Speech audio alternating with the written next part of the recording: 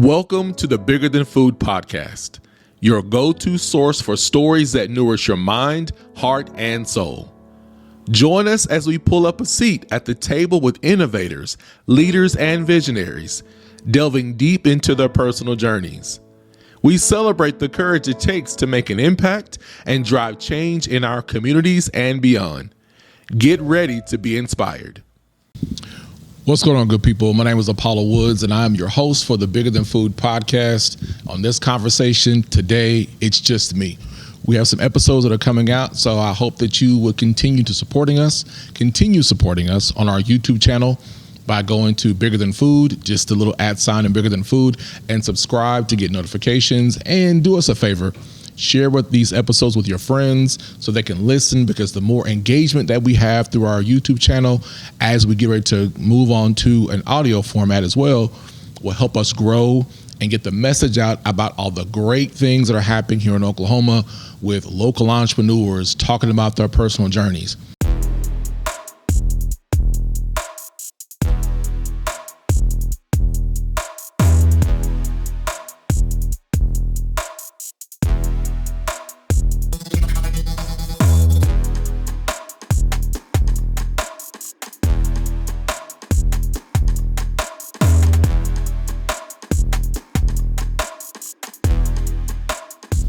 We talk to a lot of people here in Oklahoma, but we also expand beyond the state of Oklahoma and also where I reside here in Oklahoma City to talk about some of these amazing stories. So you're probably asking yourself or wondering, well, I thought on the podcast that you would have guests and you talk about their journeys. Well, we do. But today, I wanted to spend some more time talking to you directly. From me to you, giving you some updates on what's going on with the Bigger Than Food Foundation, the OKC Black Eats brand, to keep you refreshed and knowing what's going on, because we get a lot of questions about things we have coming up, because it is the spring. And in the spring, there's brunch season, there's food trucks. And we have our Foodie Fest event that's May 11th here in downtown Oklahoma City at Bicentennial Park. Yes, it is Mother's Day weekend, so bring your mom.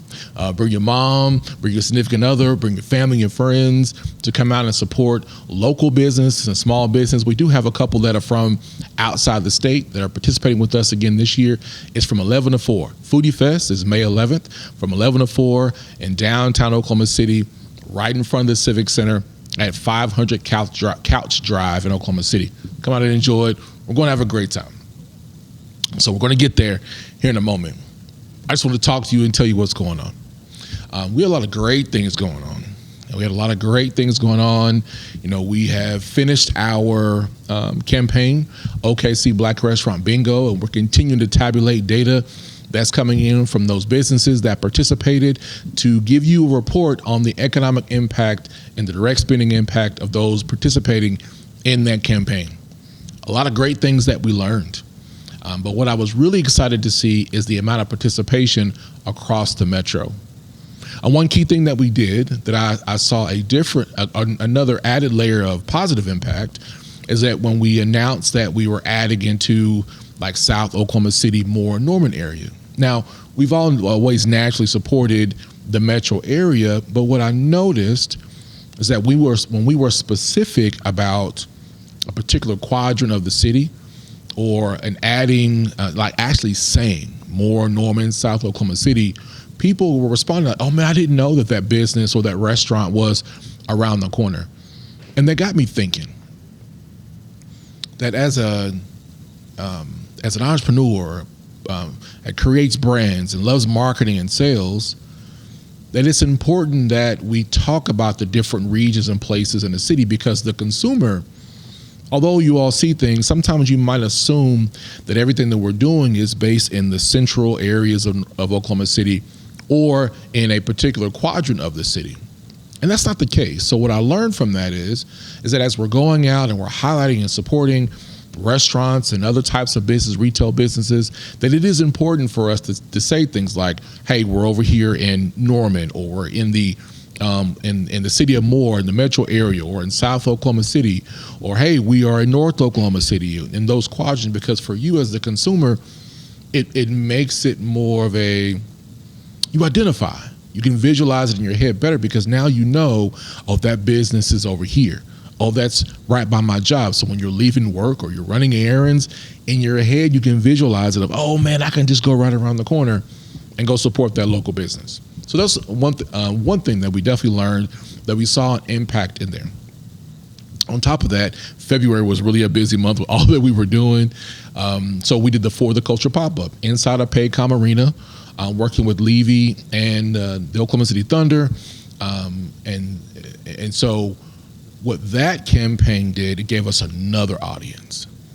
So we got a chance to be in front of thousands of people supporting our Oklahoma City Thunder team as they clinched the playoff berth. We've assumed, because how well they were doing, they were going to make the playoffs. But that audience inside the arena was a different audience.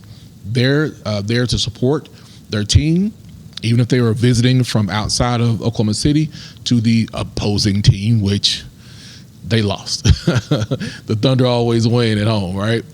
So that customer had a different need, because we had to have our partners such as Big O's Pork and Dreams. They have their 2 locations in Edmond and in Midwest City, and Heavenly Barbecue. And Heavenly's is also in they're in like Spencer, Midwest City area. So in those 2 businesses inside the arena, there was a different need from that customer, because they're watching the game. So we had to prepare these amazing dishes in a short time so they don't miss the game. And then you have these ups and downs from they're going to go watch different things, like, so there's the in-arena entertainment.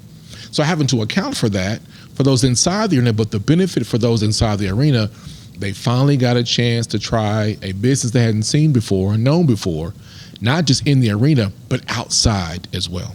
So we were able to attract many people to download the bingo card from that event as well. We did a Taste of Culture event at the University of Oklahoma at the Price College of Business. We also highlighted 4 more participating bingo restaurants: Heavenly's Barbecue, Sweet Sips and Sticks, Plus 254 Taste of Africa, I'm drawing a blank, and Eastside Pizza House. So that audience was focused on the business school or the student population, faculty and staff in Norman. But those businesses, well, one of which was in Campus Corner, the other 3 are across the metro. Now, people are commuting to campus and leaving, so that's another layer that we've touched in different audiences to help them see all the amazing variety that we have as Black-owned restaurants in our Oklahoma City metro area. Now, the overall impact for us for having that campaign touching different things and creating more exposure, it drove a lot of traffic to our social media pages. Now, it's our responsibility to now convert that information. So you're wondering why, well, you're wondering how. Well, how do you convert the awareness that you're getting from participating with campaigns or co-branding with someone, or you're a partner or a sponsor for an event? Here's something that you can easily do. Now, as you notice that the reach and engagement on your profiles are going up, the next post that you want to create is going to be a call to action. It needs to be something that, because their eyes are on you, you need to create a call to action that gets them to do something. Click on a link, do something that allows them to give you their information, their name, phone number, email address, and maybe their mobile numbers, because you want to use that information to build up your email contact database, so then now you can communicate directly to them. So you do things to create a lot of attention, but it cannot stop there. You have to continue on doing calls to action to collect their data. What I've noticed is that many small businesses, because there's so many different activities that we are responsible for, especially if you're a small shop, that you forget about the thing you need the most. That's marketing.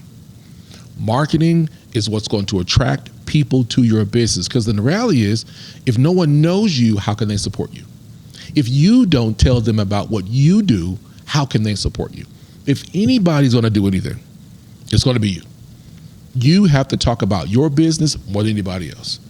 So what we've been able to do is create different type of call to actions or engagement type of activities to get their emails so we can communicate with them directly. Because not everything is going to be a campaign. Hold on. Everything that we do is a campaign. Everything is not going to be a large regional or citywide campaign effort. We do have our signature programs such as Black Restaurant Bingo, Foodie Fest, that's in May. We're bringing back the Developers Conference. We have other programs that are more workshops and seminar based that we're starting this year. But for us to communicate that to people in that audience, we need their information. So it's important that you collect as much data as you can so you can create a call to action. And those call to actions do what? Create revenue for you. They create more revenue potential for you because you've drawn in awareness. You took it a step further, and then take it a step further with a call to action. You collected their information to give them something they may want. Not everybody's going to stay in your email newsletter. Some may opt out, but that's okay. That's really okay. Because you at least made contact. Even if they do opt out, they may still look at your social media pages, go to your website when there's a product or service need they have come to mind. Now, how many times throughout the week do you talk about food?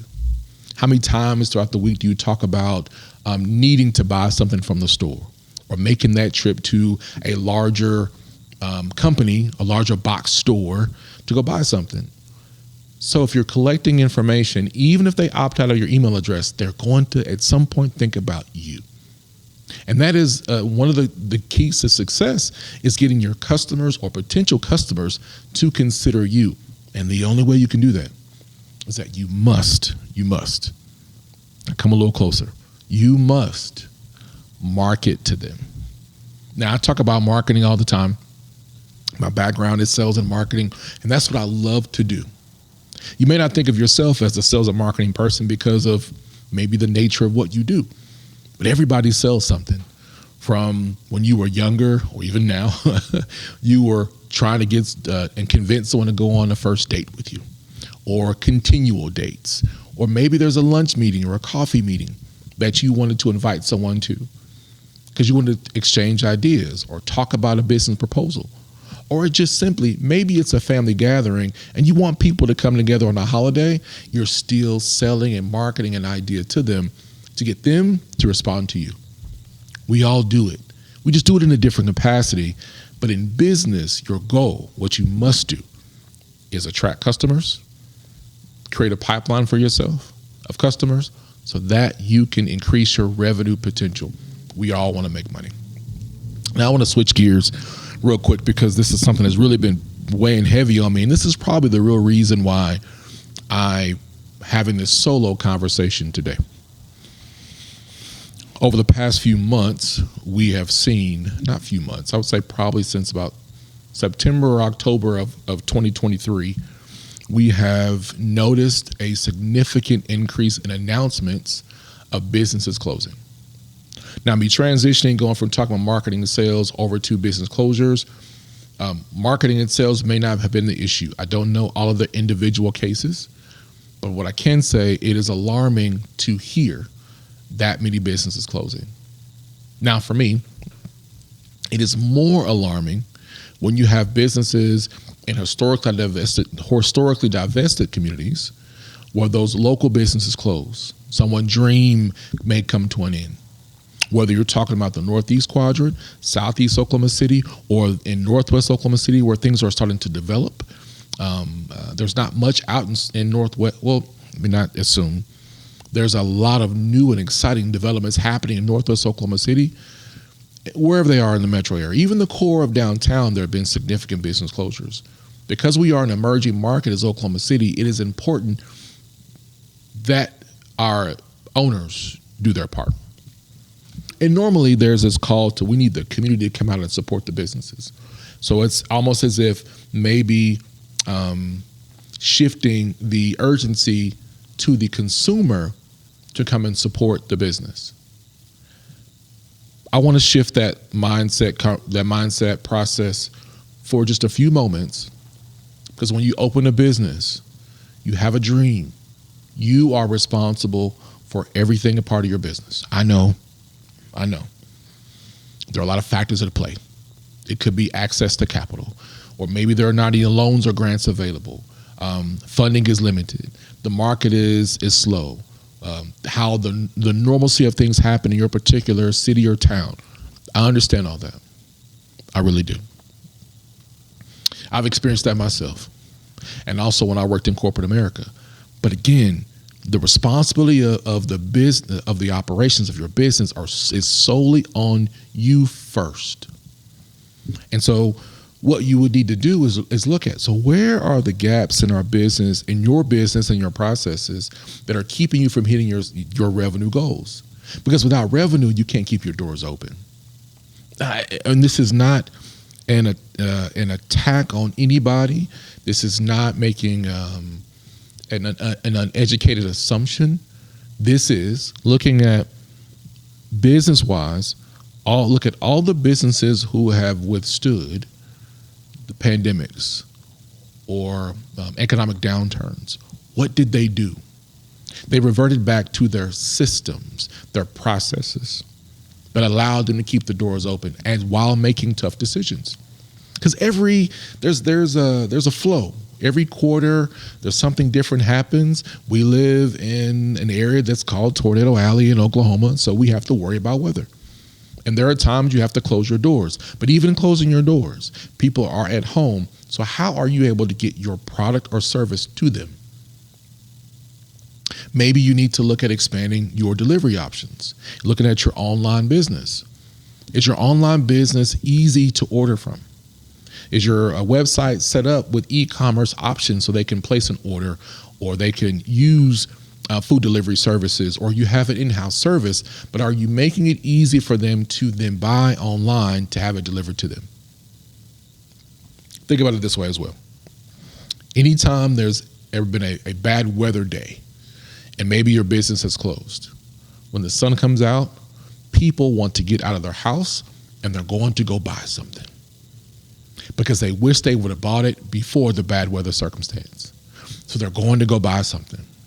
Is your website set up to make it easy to purchase? Are your operating hours consistent so customers don't have to think about whether your business is open or not? Now, I know a lot of businesses close on Mondays. Some are closed Monday and Tuesday. Well, if that's how you're operating, you need to continue communicating out to your customer base. You're open on Monday, you're closed on Mondays and Tuesdays, or whatever days that you're closed, continue communicating that. So you are training people who want to support you. They're open on these days, closed on these days. And after a while, they're going to stop thinking about it, and they're just going to go the days that you're open. Even if you're not open, they're not disappointed. They still want to support you. But if your operating hours are inconsistent, you're affecting your operations, your bottom line, your profitability. You're affecting all those things. Again, just want to remind you, this is not a statement of placing blame on anybody, but these are some hard conversations we must consider when you have your business. Someone may be listening to this right now and saying, well, you don't own a brick and mortar business. No, I don't. I don't own a brick and mortar business. But I've helped 3 open their business in Oklahoma City. I've helped 3 businesses get their first 2 get their first brick and mortar. 1 was an additional location. So I'm familiar with what it takes to open a business. I'm familiar with what it takes to continue to have a brand that lasts beyond. And as businesses, as owners, you have to make those investments. As business owners, we cannot place the responsibility of our success on the consumer. They don't have to support your business. They don't have to support me. You don't have to listen to this to this podcast. So it's up to us to create a sense of urgency, to show our value so the consumer wants to support us. And we must make those adjustments accordingly, continually. Because if we're not adjusting to as the market changes and the demands of our customer base change, your competition will. I guarantee you that. Either your competition will make the adjustment or your business won't be around. These can be difficult conversations, but we need your business around because your business becomes an anchor of culture wherever you're located. Your business is an anchor of culture wherever you're located. Okay, y'all know I love to talk about food, so let's talk about food a little bit more, and then I'm going to move on to something else. let's say your cuisine is Caribbean. I love Caribbean food. I love curries. I love all the spices. But when you understand where that cuisine originates from, it connects to people from that region. And they showcase their culture through food. So you understand if it's let's say it's a Caribbean food and you automatically assume that it's spicy and hot. Well, there's a particular region in the Caribbean. The Caribbean is a vast region that the food isn't hot and spicy. But then there are some areas of the Caribbean where the food is hot and typically hot and spicy. Hot or spicy, depending. But when you understand that, you know, oh, I go to this place because it's not typically that cuisine from that region is not hot. Or if I like hot food, I know that particular restaurant, because I know where they're from, it is hot food. Every restaurant or business that I know of that is doing very well and they're withstanding the hard times, I look at some of the personal characteristics. Each of them, all of them that I know of, that I'm thinking about in my head, were people who served in their community. They just didn't give good service because they had a business, but they were very involved in their community growing up. They loved people. That's what that's who they are. And that just comes out in their business. So when they understand the value of people and the value of their customer, it comes out in their business. Now, truthfully, there are some businesses that the folks that own business have bad attitudes that do not convey that they value the customer. It's going to come out in your business. It's going to come out in how you are available. It will come out because I believe that pressure busts pipes. That's what I believe. So if you are, switch back, the businesses that I see that are doing well in the market, that are withstanding and long term, there are people who have been serving, who have a background of service, not just because they own a business, because that's just who they are. They love people. They appreciate people. They want to help. They go the extra mile. And when you go into a business and they make you feel like that you're at home, oh, that's such a great feeling. It's a really good feeling to know someone made you feel special. So those are things that I've noticed in terms of those businesses, because we have a very volatile market right now. And that's just the truth. We have a very volatile market. And so the more we're losing our businesses and they're being displaced, whether it's due to revitalization efforts or design, or we have businesses or commercial properties that are vacant because maybe the market is just doing a lot of things right now. I'm passionate about these small businesses because we need them to stay in place. We need them there because they are anchors in the community. They are incubators of culture. There are places where people can intersect. There are places where when you might meet somebody new, or they become the regular restaurant or retail place, they find their friends. And when we lose the local business, the businesses that typically are going to hire people who look like the neighborhood, they're going to hire people who look like the community.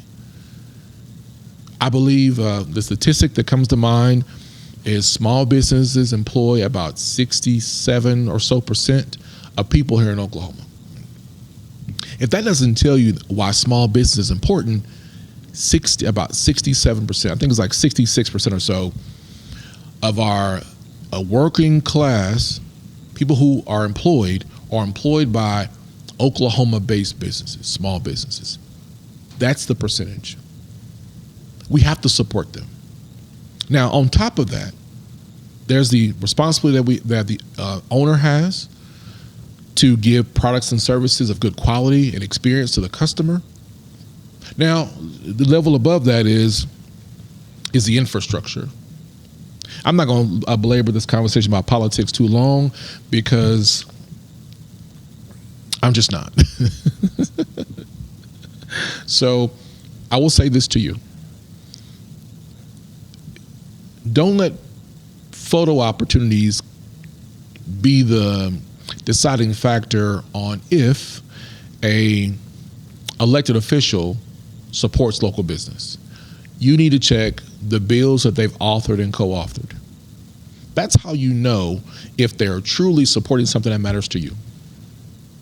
Now, if you have a particular, your elected official, they're very visible in some cases, or whatever the case may be. I'm really trying not to. Look at how what bills they've authored and co-authored, and this is all public information. So if you're in Oklahoma, you can go to okledge.com or just Google Oklahoma legislature. You can find your legislator, or if you want to find if you're interested what a particular elected official is doing, just check how they are authoring or co-authoring policies that are important to you. So if it is economic development, if it's workforce, if it's housing, if it's mental health, if it's social services, if it is affordable, whatever the case may be, criminal justice, whatever the case, whatever the priority that you have, I want you to look to see what they have authored or co-authored. Now, if that's important to you and you live in a district or a ward that's been affected by those things and you don't believe enough is being done, you need to, especially if they're a legislator. Legislators are responsible for policies and drafting legislation. That's what their job is to do. City council is a bit different in their capacity, and as well as county commissioners, but they're all a part of policy making in some degree or another. On the state level, you need to be looking at that. We have an election season coming up, and you need to be asking yourself, has this person been here long enough to make an impact? And when you call their offices, you need to ask them questions about their priorities. If their website says one thing to get your vote, and you look at how they've authored or co-authored bills or policies or legislation, all the above, that seem to be in contrast of the promise they made, you have the power to decide that you are going to mobilize people together to make sure they fulfilled the promise they made. That check they wrote, make sure it deposits and you can cash that check. Same thing with local elections.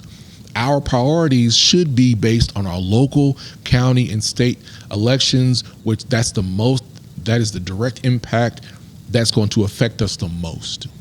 Presidential, yes, it's important, but who we elect and how we hold them accountable is going to make sure that our business community can stay in place. I'm passionate about that because we have a thriving business community. We have people who aspire to be entrepreneurs. We have people who want to remain in Oklahoma.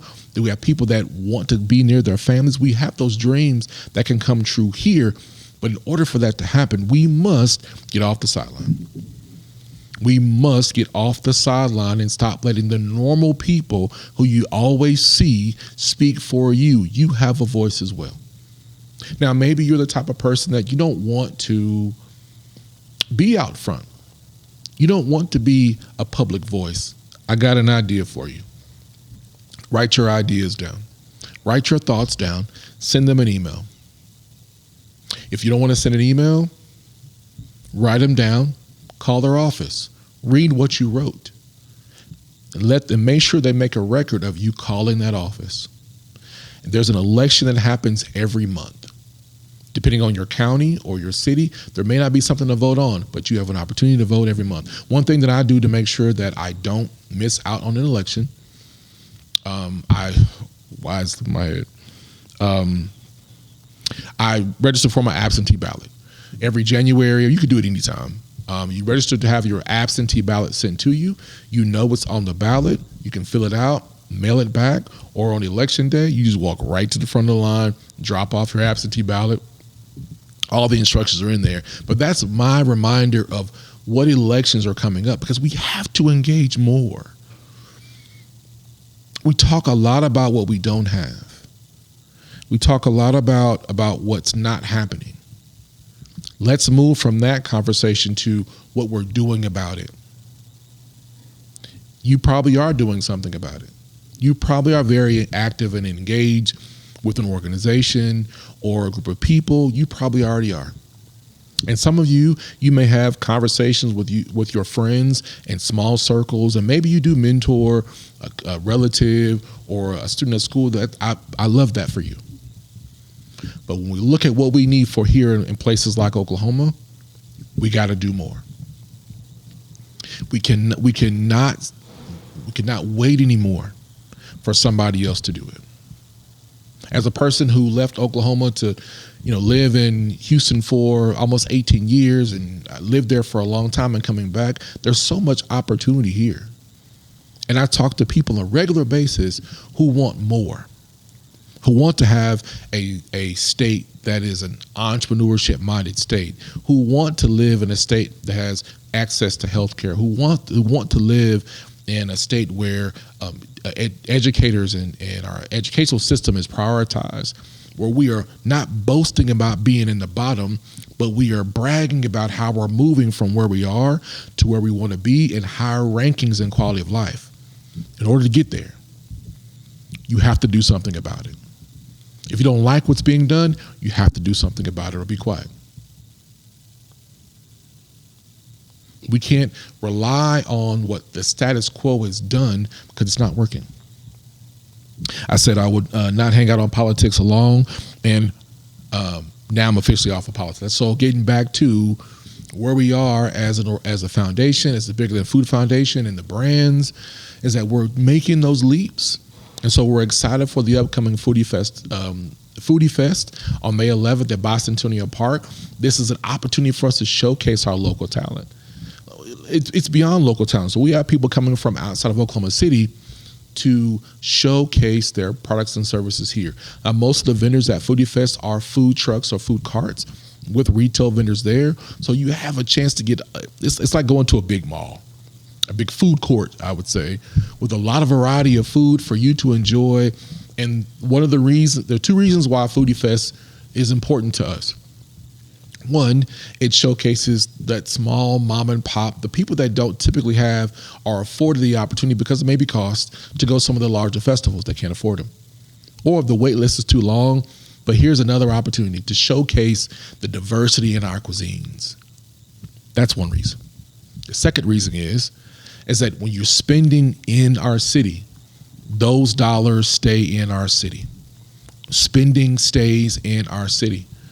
And spending goes through those local businesses.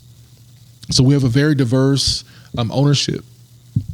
There's Asian cuisine. We have Asian cuisine, African cuisines. There's some vegetarian options.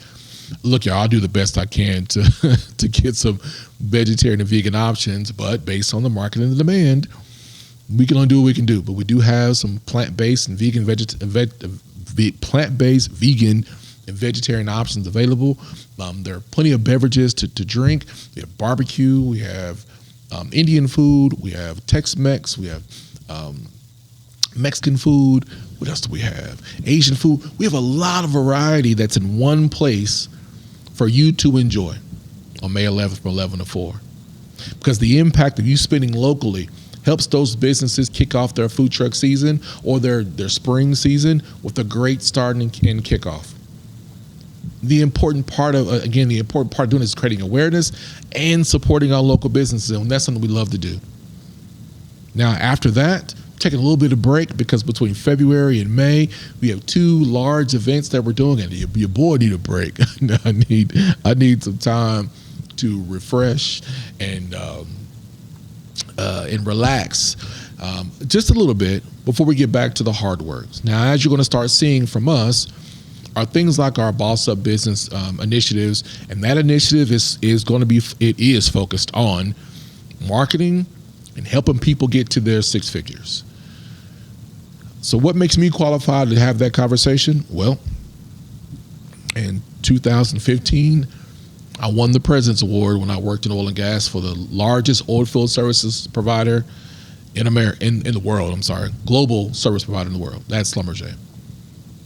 I am a 7-figure revenue earner. I've done well in sales. I've done well with consulting businesses.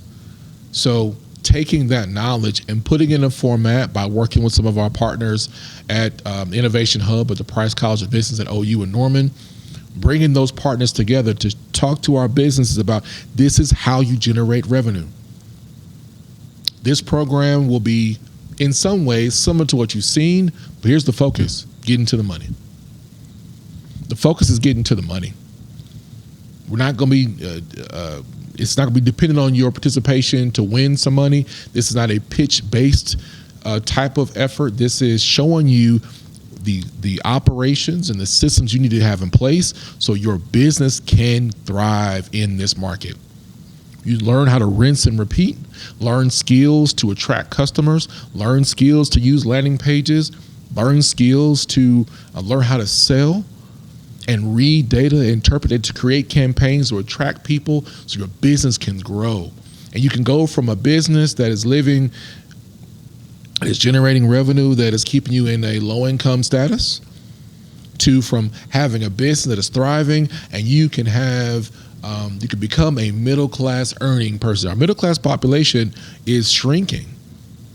Many of our middle class are becoming a part of the low income class community, and that's not the same thing as low income. But when you open up a business, you want to open that business to generate revenue, to create a legacy, to be able to say I can support charitable actions instead of becoming a charity, because you're generating revenue that allows you to support charitable campaigns and nonprofits and gives you the freedom to go and mentor if you want to, and then even more importantly, just spend more time with your family.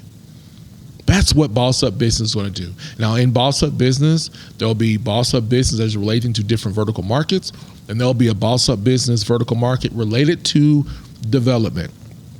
And that's where it brings back in the Developers Conference. So in fall of 2017, had this idea to talk about real estate, to attract aspiring African Americans and women to want to look at historically divested communities and to invest and build. Now that's where it came in the Northeast OKC Developers Conference. We had that conference for 3 years, went through some just reorganizing just because we had a lot of stuff going on. And there were some other business matters that we had to address.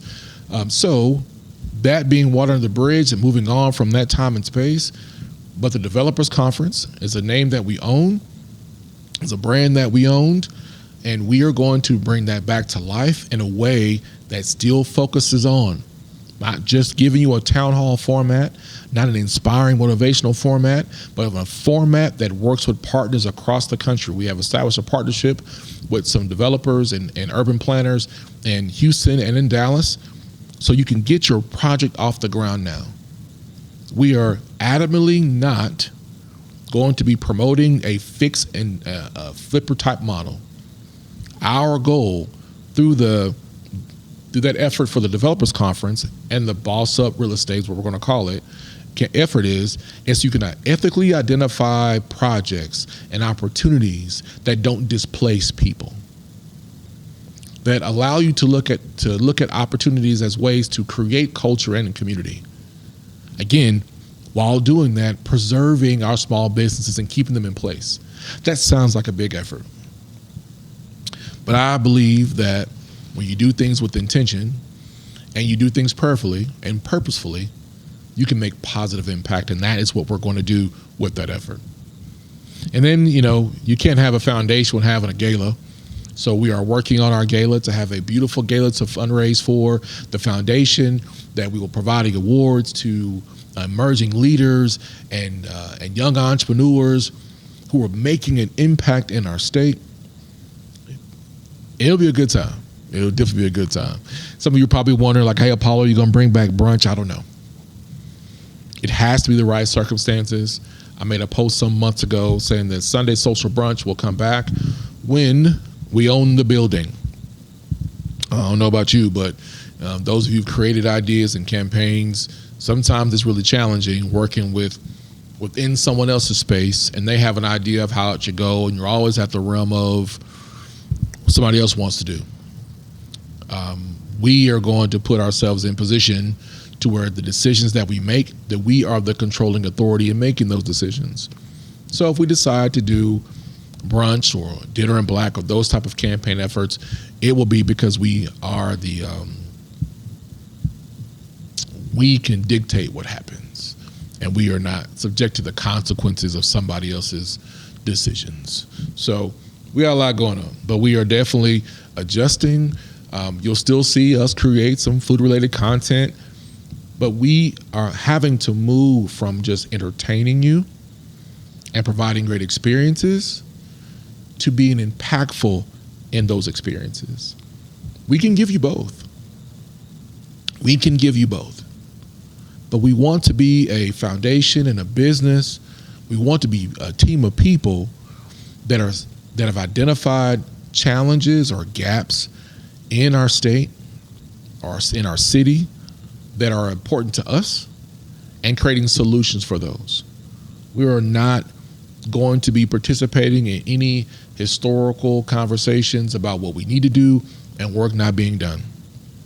We want to partner with and work with anyone who is a solution-based person, an entrepreneur, corporation, who wants to see our communities thrive, no matter where they are in our city or our state.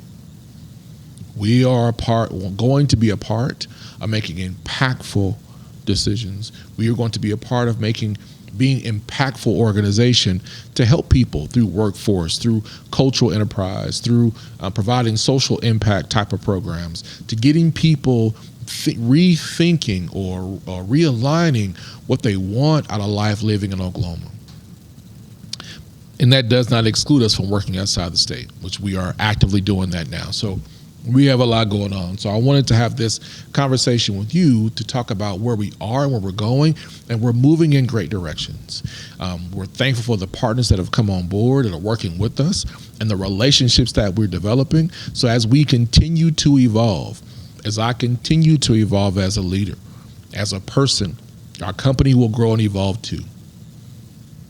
So that's what I wanted to share with you today on this solo podcast episode of the Bigger Than Food podcast. So if you wouldn't mind, go to our YouTube channel at Bigger Than Food. Just search in or do the @ Bigger Than Food and subscribe to our channel to get notifications. And that will help us grow our network and grow our platform to be more impactful beyond Oklahoma, worldwide. And also do us a favor, share with your friends, share this conversation. And if you are a corporate sponsor or a person that would like to support us or find ways to get involved with us, just go ahead and send us an email or just email you can also email info@okcblackeats.com or just shoot us a message on social media and we'll get right back to you. So we thank you for your support. And like we always say, our mission is bigger than food, and be intentional with how you support a local Black-owned and small business today. Thank you for joining the Bigger Than Food podcast. We hope you found inspiration in stories shared today. Remember, it's the courage to take action that drives real change in the world. Be sure to subscribe to the Bigger Than Food podcast for more conversations with movers and shakers who are shaping our tomorrow. Until next time, keep dreaming, keep believing, and keep making a difference.